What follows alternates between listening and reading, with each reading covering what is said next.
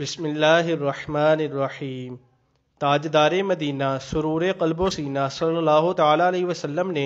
صحابہ کرام رضوان اللہ علیہم اجمعین سے استفسار فرمایا، کیا تم جانتے ہو کہ مفلس کون ہے؟ صحابہ کرام نے عرض کی، یا رسول اللہ صلی اللہ تعالیٰ علیہ وسلم، ہم میں سے مفلس تو وہ ہے جس کے پاس درہم اور دنیاوی ساز و سامان نہ ہو۔ تو آپ صلی اللہ تعالیٰ علیہ وسلم نے ارشاد فرمایا، میری امت کا مفلس ترین شخص وہ ہے جو قیامت کے دن نماز، روزہ، زکوٰۃ تو لے کر آئے گا، مگر ساتھ ہی کسی کو گالی بھی دی ہوگی، کسی کو تہمت لگائی ہوگی، اس کا مال ناحق کھایا ہوگا، اس کا خون بہایا ہوگا، اس کو مارا ہوگا، پس ان سب گناہوں کے بدلے میں اس کی نیکیاں لی جائیں گی۔ پس اگر اس کی نیکیاں ختم ہو جائیں اور مزید حقدار باقی ہوں تو ان کے گناہ لے کر اس کے بدلے میں ڈال دیے جائیں گے، پھر اس شخص کو جہنم میں ڈال دیا جائے گا۔ یعنی حقیقت میں مفلس وہ شخص ہے کہ قیامت کے روز نماز، روزہ، حج، زکوٰۃ ہونے کے باوجود